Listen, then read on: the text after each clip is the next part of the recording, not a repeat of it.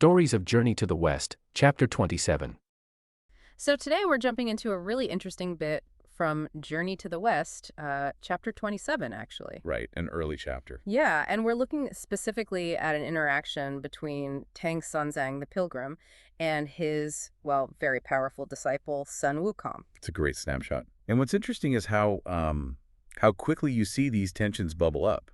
They just left Zhen Yuanzi's place, right? Yeah, and Tang Monk even got that grass return elixir. So he's feeling, physically better. But almost straight away, they hit this mountain, and the description is intense, overlapping peaks, ravines, tigers, wolves. Snakes, fog, dense woods. Yeah. It sounds pretty formidable. Ancient, wild. Definitely. And Tang Monk is, well, you can tell he's apprehensive, but Sun Wukong, he just seems to know the way, totally confident. That contrast is immediate, isn't it? You've got the scholar monk relying on faith, and then Wukong, who's much more self-reliant, used to navigating danger. It's bound to shape how they see the same landscape. It really comes to a head, though, when Tang Monk gets hungry. Ah, yes, the food situation. He just sort of demands Sun Wukong find something to eat, almost like he forgets where they are. And Wukong's response is so practical. No village ahead, no shop behind. Just stating the facts. He knows the reality. Even with all his magic, he understands the physical limitations here. Exactly. But Tang Monk, well, he doesn't seem to accept that reality quite so easily. His expectation seems to be that Wukong should just make food appear somehow. Which then leads to that really sharp rebuke, doesn't it? Oh, yeah. It's quite harsh. He brings up Wukong's past imprisonment under the mountain, basically accuses him of slacking off after being rescued. It's kind of ironic, His own hunger and impatience are actually getting in the way of them reaching the Lion Monastery. It really is. It suggests maybe a certain lack of perspective on his part. He seems very focused on his own immediate discomfort. Forgetting the bigger picture, perhaps. And Wukong's defense is so mild. It really is. Just, I have been quite diligent. He knows arguing probably won't help. Especially with the threat of that tight fillet thing, the magic headband. Right. That's always hanging over him. So instead of arguing, he acts. He leaps up into the clouds to scout for food. Always resourceful. A classic Wukong. And what does he see? Well, pretty much what he expected. It's desolate. Just this lonely westward path. More trees than people by far. A tough landscape. But then, a spot of red. Yes, down to the south. He spots this patch of red and thinks, maybe ripe mountain peaches. Hope. And Tang Monk's reaction to just the idea of peaches. It shows how much his expectations have already lowered, I suppose. He calls peaches a great treat for a Buddhist monk. Suddenly, peaches sound wonderful. A welcome relief, I guess. And he tells Wukong to go get them, quickly. So Wukong grabs his bowl, uses his cloud somersault, and zooms off towards the south, towards those peaches. Okay, scene change. We get inside the head of, let's say, a local who has some very specific, very bad intentions towards our travelers. Ah, okay, so this isn't just random danger. No, not at all. This demon, and immediately knows who Tang Monk is, recognizes him as the reincarnation of Jin Chanzi. And Jin Chanzi was significant. Hugely significant. A being who cultivated himself over 10 lifetimes. And there's this legend, powerful rumor in the demon world. Let me guess. Something about eating him. You got it. Eat just one piece of his flesh and you get immortality, eternal life. Wow. Okay, so Tang Monk is basically the ultimate prize walking through the mountains. Exactly. The demon's thinking, he's really here. Today's the day.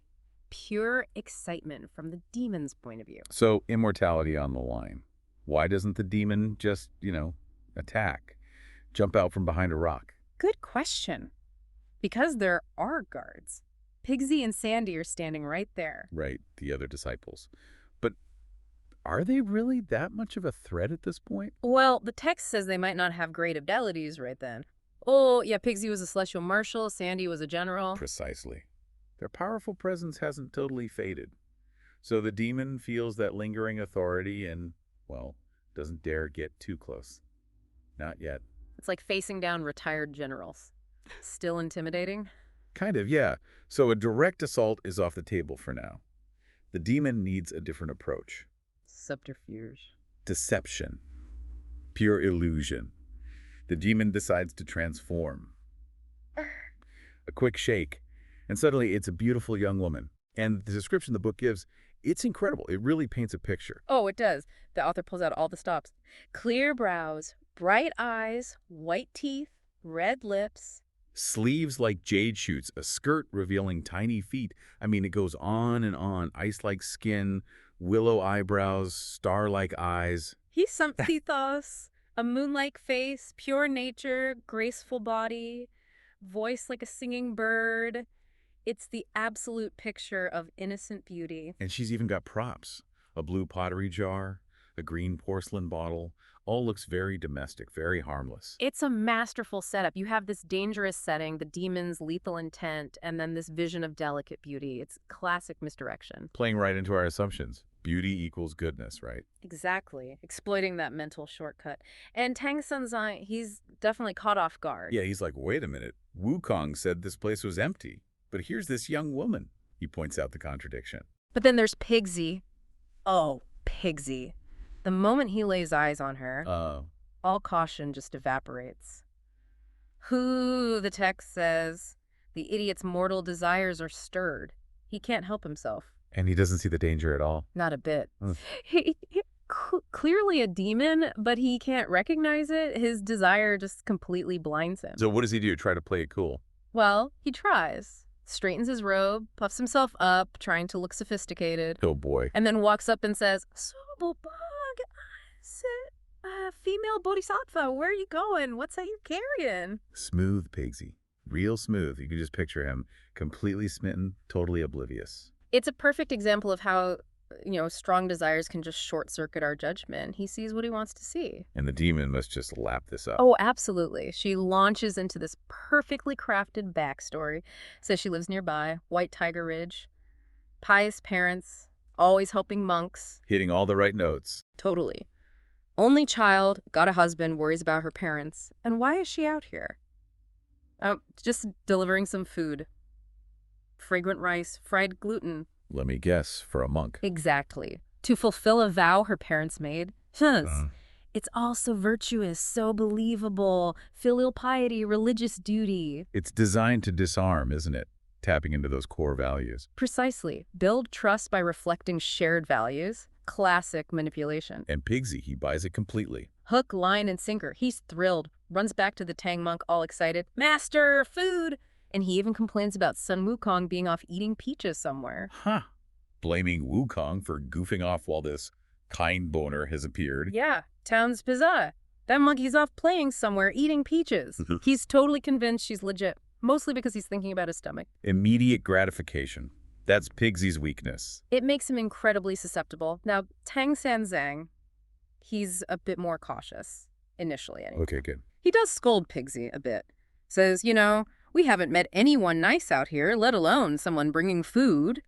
But the narrator explicitly tells us again. Clearly a demon, the elder didn't recognize it. And he does the polite thing, asks her where she's from, what she's doing out here. Pretty standard questions for meeting someone on the road, setting the scene. And she spins his tale. Says her home's just west of the ridge. Her parents, they're super devout Buddhists. Always happy to help monks. Playing right into his values. And she says she's their only kid, but she's worried sick about her parents getting old, So a very sympathetic story. Hits all the right notes. Filial piety, religious devotion. But here's where it gets kind of interesting. Tang Monk, he doesn't just lap it up. He actually pushes back. Oh, how so? He quotes scripture at her. Says, daughters shouldn't travel far from their parents. And he asks, why are you out here alone? No servants. Where's your husband? Wow, okay, so he's applying his strict code of conduct. Yeah, he even tells her straight up, this isn't really proper womanly conduct. She's quick, really quick, totally. She says, my husband, he's just over in the valley, farming, got guests helping out, it's busy season. Okay, plausible deniability. And she's bringing them lunch. That's why she's out here. And alone. Tang Monk still hesitates. He's worried her husband might show up, see him eating the food, and get angry. Oh dear, what if her husband gets upset that we took his lunch? Interesting. So the woman, does she give up? No way. She doubles down. Says her parents' kindness. Oh, that's just a minor thing. Yeah, and then she starts praising her husband. Says he's this amazing philanthropist, fixes bridges, helps the poor, cares for the elderly. Building him up as this incredibly virtuous guy. Exactly. And she tops it off by saying, honestly, My husband would be delighted if he knew I gave food to you. A holy monk. He'd love me even more for it. Wow, that's quite the manipulation tactic, appealing to his piety and suggesting it would actually please the potentially angry husband. But it doesn't work. Tang Sanzang still refuses, just won't eat the food. He holds firm. And Pixie must be losing his mind by now. Totally frustrated. He can't believe the monk is turning down food. He even mutters something sarcastic like, "Oh, I suppose you only eat food made by that monkey." He's just hungry. Driven entirely by hunger. And finally, he just snaps. Impatience takes over. He lunges forward, tries to knock the jar over with his snout. Then comes Sun Wukong. Wukong sees her, drops the peaches. Yeah, no hesitation. Stabs out, he knows. He understands the game, and he tries to warn Tang Sanzang straight up. He says, "Master, this woman, she's a demon here to trick you." No beating around the bush. No, it's a warning based on, lived experience. He knows the playbook. And he doesn't hold back describing his own past, does he? He gets pretty graphic. Oh, yeah. He talks about being back in his cave, the water curtain cave. Right. But it serves a purpose in the story, right? Like he's saying, look, I know what this looks like. I've done it. Exactly. It establishes his credentials, if you like. He's not just guessing. Yeah. He's laying out the grim reality of what they could be facing, hidden behind that kind face. But Tang Sanzang, he hears none of it. Yeah. He sees the food offering and immediately goes, oh, a female bodhisattva. Yeah, such a kind heart, he says. He's genuinely shocked Wukong could even suggest otherwise. How can you say she's a demon? And then Wukong gets sarcastic, right? Because the monk isn't listening. Oh yeah, he doubles down. He basically says, "Okay, master, I see. You're just charmed by her looks. So what, should we build a hut here? You two get married, we'll just head home." Super awkward. So, talk is cheap. Wukong just acts. Takes out the staff. And whack, hits the demon. But she's clever. She pulls a fast one. Right, this corpse liberation technique. It's like, poof, she sheds a fake body. Like leaving behind an empty shell. Exactly. So her real self escapes, totally unseen by the others. But what Tang Sanzang sees is Wukong brutally murdering this apparently innocent woman who was just offering them food. Understandably, he freaks out. He's terrified, trembling. He accuses Wukong, right? Injuring innocent life, he shouts. He is absolutely convinced Wukong just committed a terrible crime. And you can see why, from his perspective. He's relying on normal senses, his eyes. He sees a body. He doesn't have Wukong's special vision. He sees the illusion, not the reality behind it. Precisely. And his bias against Wukong's, let's say, direct methods doesn't help. But Wukong doesn't give up yet. He tries again. Master, don't blame me, he pleads. Just look in the jar. Yeah, come see what's really in here. And instead of nice rice and gluten... Ugh. Maggots. Frogs. Toads. Gross. But definitive proof, you'd think. Yeah, the physical evidence makes a dent. It has to. It backs up Wukong's warning. But that seed of doubt, that suspicion, it's already there. He's already leaning towards disbelief.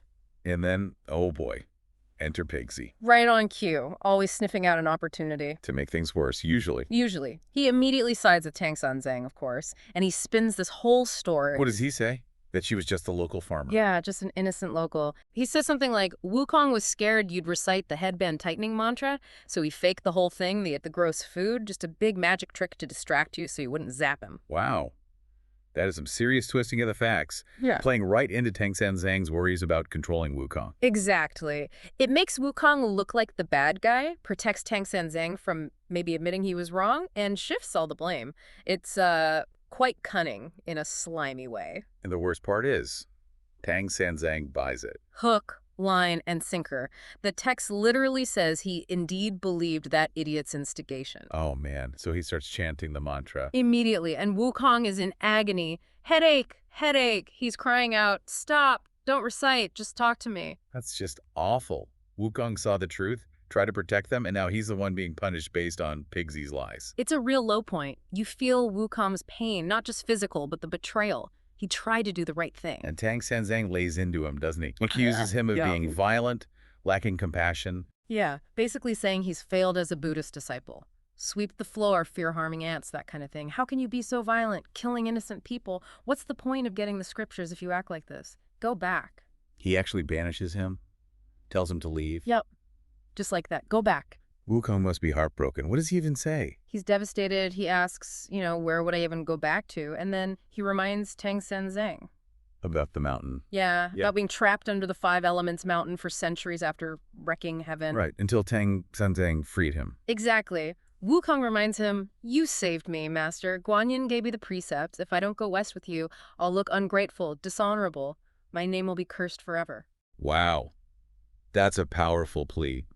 It shows how much the journey and his loyalty to Tang Monk actually means to him. Absolutely. It's about honor, gratitude, redemption. Despite all the arguments, there's a deep bond there. Or at least Wukong feels it deeply. As Tang Monk soften. He does, eventually. His compassionate side wins out, maybe hearing the desperation in Wukong's voice. Okay, so he takes him back. Yes, but it's not exactly a warm welcome back. It's very conditional. Like, okay, fine, but... Exactly. He gives this stern warning, "Don't you ever do anything like this again," and the threat level increases. How so? He says next time, it won't just be one round of the mantra, it'll be 20 rounds. Oof. So Wukong, probably desperate, promises he won't hit anyone again. And then, kind of sadly, he offers the monk the peaches he originally brought back. Trying to smooth things over. Yeah. Right after the demon has been, well, walloped by Wukong's staff. Uh-huh. You'd think that would be the end of it, right? You would, but what's fascinating immediately is that the demon doesn't just, cease to exist. Oh. The text specifically says its spirit escapes. And this is the crucial first step in the elaborate deception that unfolds. It highlights a key element you see in a lot of these tales. Evil often doesn't just disappear, it adapts. It reappears in new forms. And this demon, sort of taking a breather in the spirit realm, is clearly not one to just admit defeat. It's not at all. We get a sense of its internal calculations, a kind of grudging respect for Wukong's power, maybe? Sure, there's that. But also a firm resolve to keep the charade going. It's thinking, okay, that stung, but I'm not done yet. Let's try a different angle. This internal resilience is pretty noteworthy. It is. It shows the demon isn't just, brute strength. It's using cunning. Right. Its decision to continue the deception, well, it speaks volumes about the persistent nature of obstacles, both external and perhaps even internal, that the pilgrims face. And the angle it chooses is a classic of disguise. Transforming into an elderly woman, specifically 80 years old. Yeah, very specific. The description is so vivid. A bent bamboo cane, slow, feeble movements, a thin, almost transparent appearance. Even the details of her face withered like old leaves, high cheekbones, downturned lips. Just really painting a picture. And the extreme age is a deliberate tactic, isn't it? Seems like it. It creates this immediate and jarring contrast with the young woman they initially encountered. Right, the previous disguise. Exactly. This contrast is precisely what the demon hopes will disarm them. It's playing on their compassion, potentially clouding their judgment. A classic move. Yeah. Evil often masks itself in the guise of the vulnerable to exploit empathy, lower defenses. And it works, doesn't it? At least initially. On Baji. Oh, definitely on Baji. He sees this old woman struggling along and just leaps to a very specific conclusion. He does, yeah.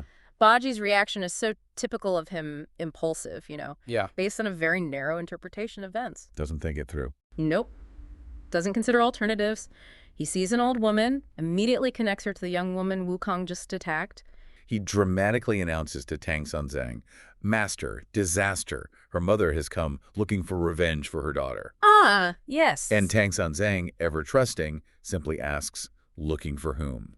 Baji, never one for subtlety, just spells it out. The one senior brother killed. This must be her mother, here for payback. Sigh. Yes. But thankfully, someone's applying a bit of logic here. Finally, this is where Wukong's sharp mind comes into play. He immediately spots the illogical leap in Baji's reasoning, that significant age difference between the supposed mother and daughter. 80 versus 18. Exactly.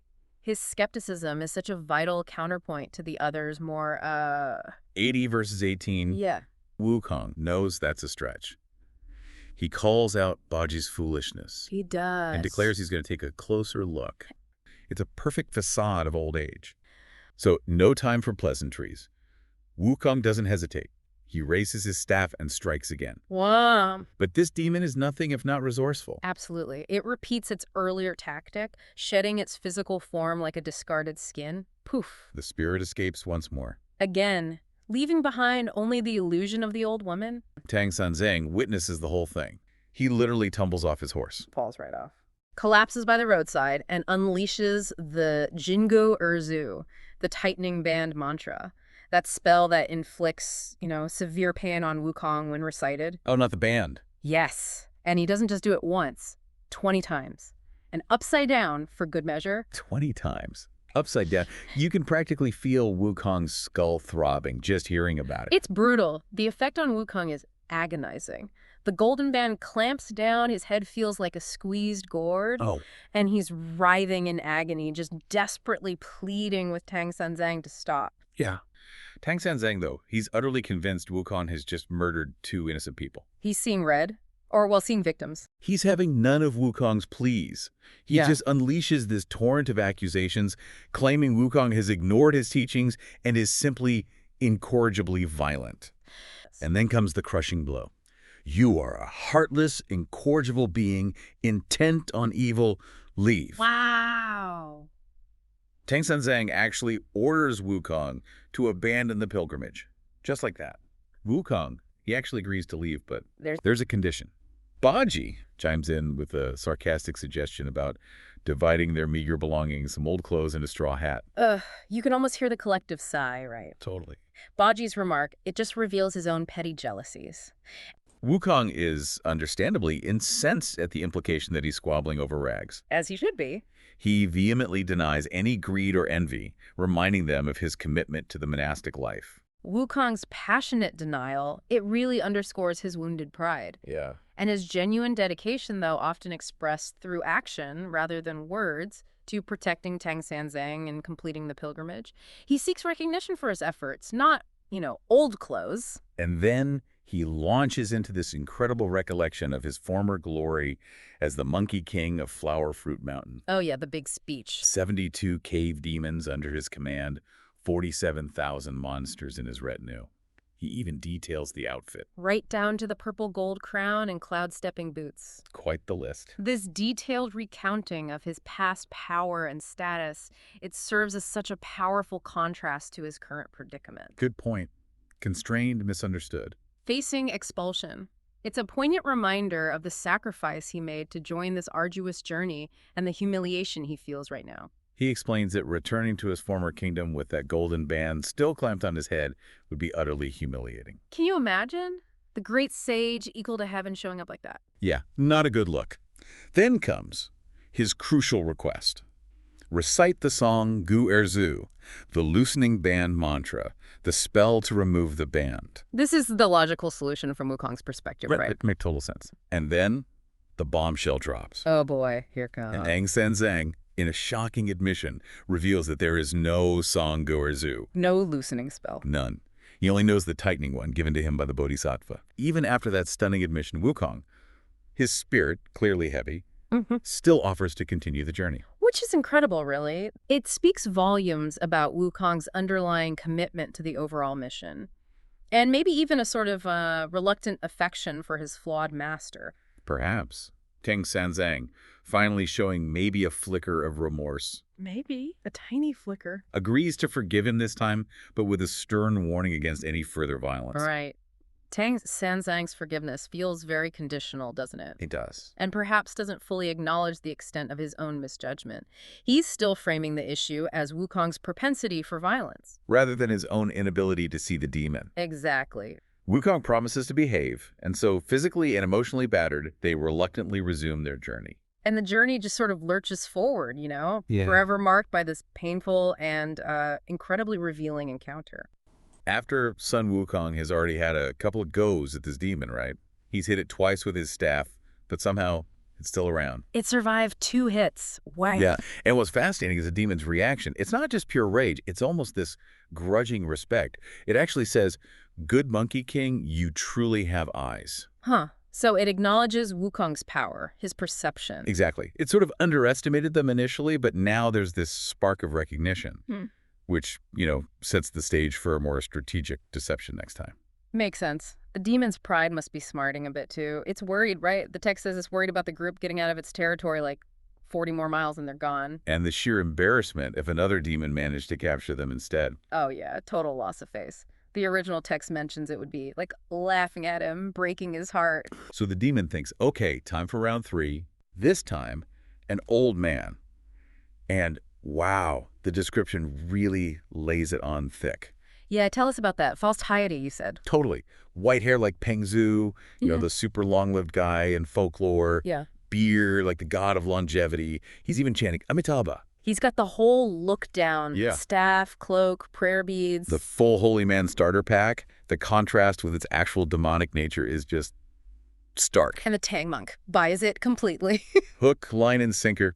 He actually comments, quite naively, about how blessed the West must be if even old folks on the road are chanting scriptures. Oh, master. It shows his innocence, but also maybe a lack of discernment, seeing the surface, not the reality. Precisely. But then, enter Pigsy. Pigsy, always the pragmatist, or maybe just suspicious. He immediately senses something's off. He warns the monk this could be the root of disaster. And Pigsy being Pigsy, he gets pretty dramatic about it. Yeah. Oh, yeah.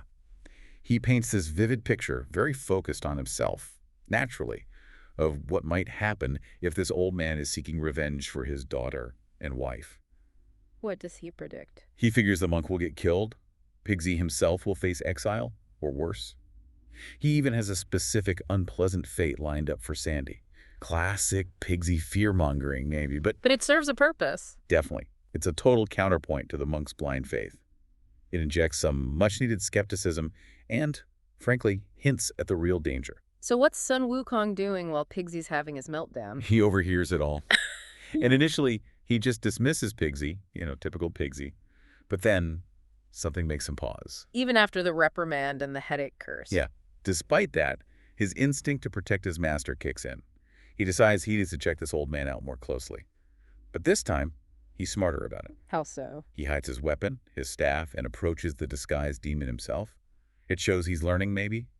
That brute force isn't always the answer, especially with the monk's restrictions hanging over him. Right, a more strategic approach he's investigating now. Exactly. So Wukong, maybe altering his own appearance slightly, goes up to the demon old man and asks some seemingly innocent questions. Where are you going? Why are you chanting while walking? Trying to get the suspect to talk, to reveal inconsistencies. It's classic interrogation, really. And the demon, thinking Wukong is just some random passerby, the text has a great line, says, he mistook the stabilizing needle for an ordinary thing. Huh. Underestimating Wukong again. Big mistake. Huh. So the demon launches into this sob story, claims he's a respected local elder, super devout, always kind to monks. Laying it on thick again. Oh, yeah. Then comes the tragedy. Daughter and son-in-law went to the fields, likely killed by a tiger. Wife went looking and never came back. Now he's searching for their remains to give them a proper burial. Wow. All designed to evoke pity, solidify the disguise. Pure manipulation. But Sun Wukong, our resident demon detector, he's not buying any of it. He sees right through the story. Cuts right through it. He basically yells, I recognize you as a demon. The text says the demon is so shocked, so terrified, it's speechless. Boom. Cover blown. Deception exposed. And it really highlights Wukong's gift, doesn't it? His ability to see the true nature of things, which is often completely at odds with how the monk sees the world based on appearances. Okay, so the demon's revealed. Now comes the tricky part for Wukong, right? His internal struggle. This is where it gets really interesting, yeah. He knows this demon is dangerous. He wants to eliminate the threat.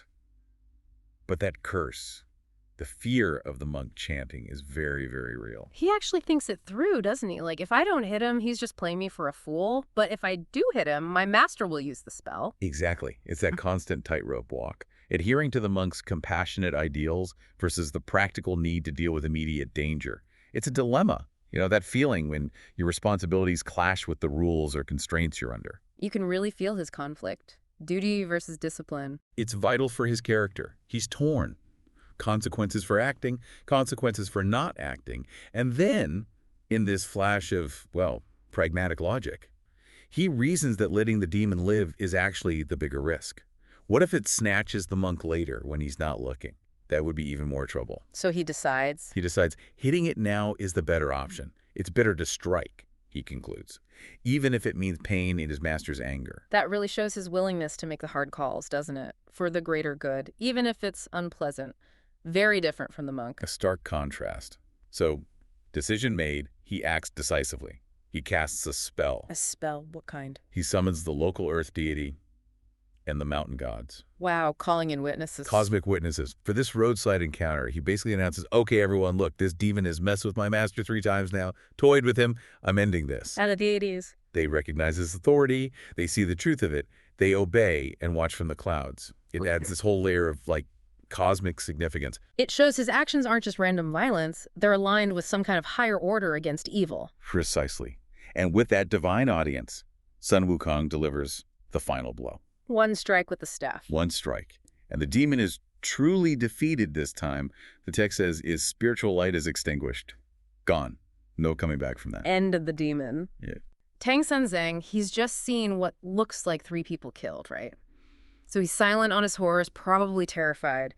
And then Baji, he jumps in with that sarcastic comment like, oh, Sun Wukong killed 3 people before lunch. Yeah, and it's so calculated. Baji knows exactly how to use Tang Monk's fear, his sort of unease about Wukong's way of doing things.